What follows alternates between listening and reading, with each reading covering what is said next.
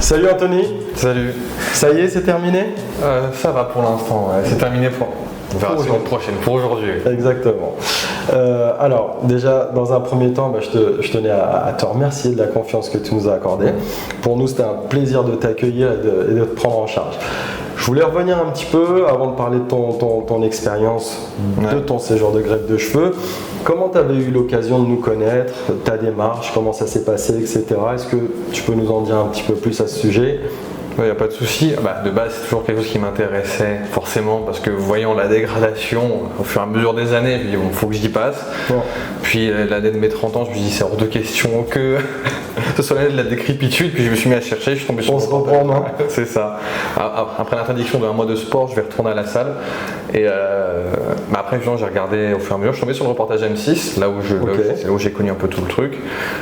Ensuite, après, première grosse étape pour moi, c'est de prendre les photos pour faire le truc sur le site. Ouais. Et après, en 24 heures, c'était plié, quoi. Donc, ouais, c'est ça. Déjà, dans un premier temps, on se dit, allez, je fais la démarche, je vais demander de me renseigner. Après, on a besoin de tes photos pour évaluer un peu les besoins, évaluer la technique qui est la plus adéquate. Tu te dis, allez, je remplis le formulaire, j'envoie mes photos.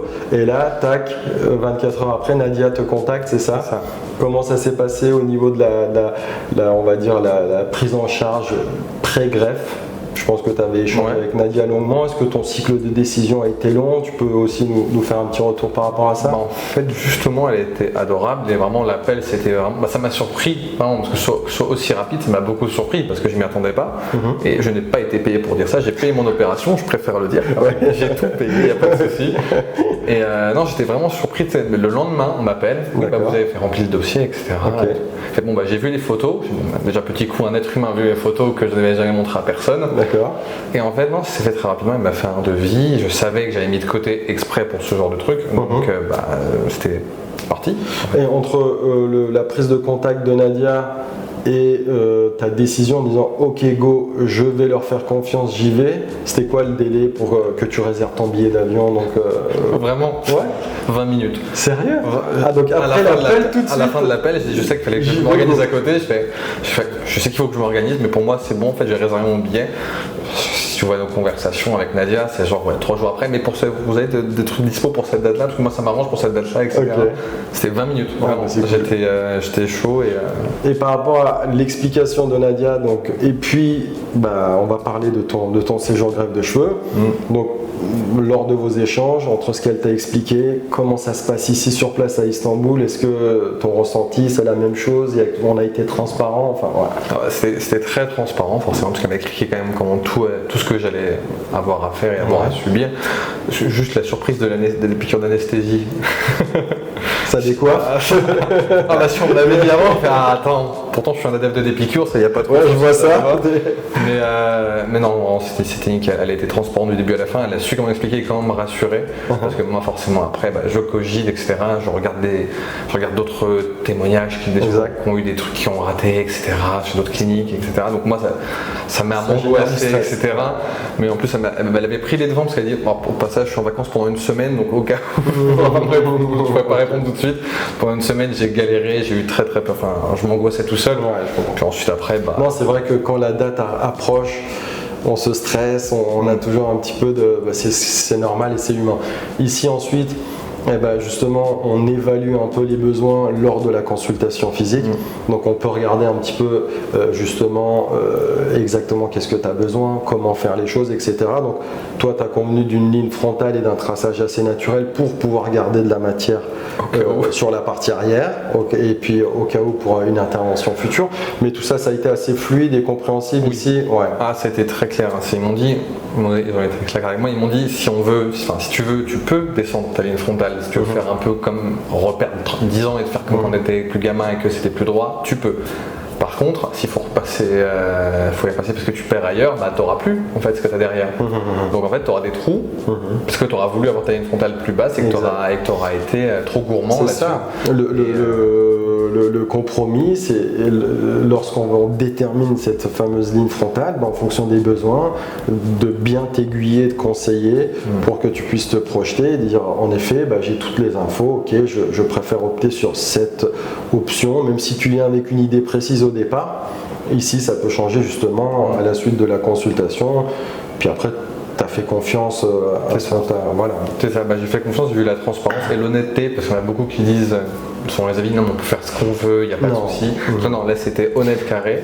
Et j'ai fait confiance en disant, en gardant le plus naturel possible. C'est ça, on le dit souvent, la greffe de cheveux, c'est pas de la magie. Donc il faut trouver à chaque fois le bon équilibre. Et c'est pour ça que c'est lors d'échanges, lors de la consultation, ça permet un peu d'éclaircir un peu tout ça et puis de te conseiller. Voilà. J'étais encore un peu dans le brouillard en arrivant à Istanbul, une ville que je ne connais pas, où je parle un anglais, mais vraiment en décousu, donc c'était un peu compliqué. Et quand je suis arrivé là, c'était beaucoup plus clair.